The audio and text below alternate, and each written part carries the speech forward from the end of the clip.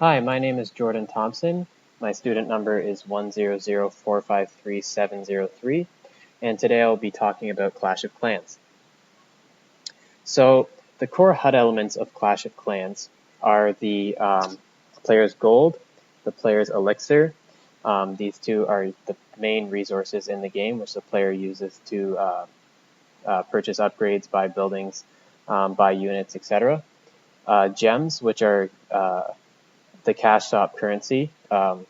Players can use gems to speed up upgrades. The player's builders, the player's shield, and the player's experience and level, which are all important to the core game loop. So the core game loop of Clash of Clans is basically based around the player's currency and their units. So the players earn currency through attacking other players with their troops. They then get to upgrade their buildings and other elements of their base with the currency, and they repeat this cycle. So get currency through collectors or attacking other players and upgrade your base. Repeat. Time restrictions are applied on all the upgrades. This slows down the game loop and keeps players playing for longer. And players can purchase gems with real money to speed up the game loop. The core UI elements of Clash of Clans are the buildings and defenses, resource harvesters and resource storage, and the HUD. The pros of the user interface is that the information is clear, which promotes visibility of system status, so the players can always tell what state everything's in. The icons and the colors on the HUD are consistent with the objects in the game world. So as you can see, the player's elixir is pink, so the icon on the HUD is pink, the storages are pink, and all of the collectors are pink. The simplicity of the user interface, it's aesthetically pleasing, and they use a minimalist design, so they only use what they need to. There's no extra information, and it's very easily understandable.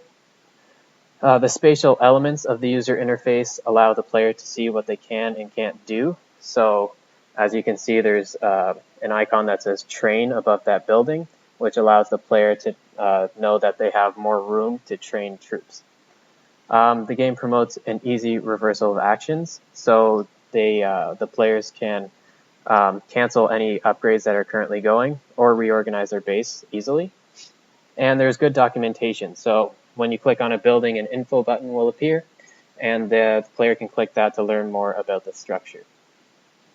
The cons of the user interface, I didn't find much because it's a very polished game, but one I found was that the upgrade buttons only take into consideration the currency of the player. So as you can see, I went to upgrade that wizard tower there by the image on the left. The button was lit up as if I could upgrade it because I had enough money, but when I clicked on it, I couldn't actually upgrade it because my town hall wasn't high enough level. So it kind of tricks you a bit into thinking that you can upgrade it when sometimes you can't. The diegetic UI elements, two of the main ones are the currency storage and the resource collectors. So one of the pros of the currency storage is that the players can see the size of the storage and how full it is.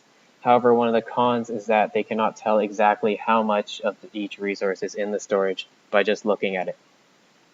Similarly, the collectors, the player can see if they are harvesting, but they cannot tell how quickly the collectors are harvesting. The green circles around the collectors represent that the collectors have been boosted by the player using gems. So when that goes away, the player can tell that the collectors stopped collecting or stopped collecting quickly. A non-diegetic user interface element would be the HUD. This is the main one. It takes the diegetic elements of the game and basically puts them into more detail so the player can tell how much gold and elixir and etc. they have exactly. The buttons on the HUD promote recognition over recall, so as you can see, they use cogs for the settings buttons, which is a very common practice, and you can tell which button is the mail button because there's a picture of an envelope on it. I didn't really find many cons with this design. But yeah, that's the end of my presentation. Thank you for watching.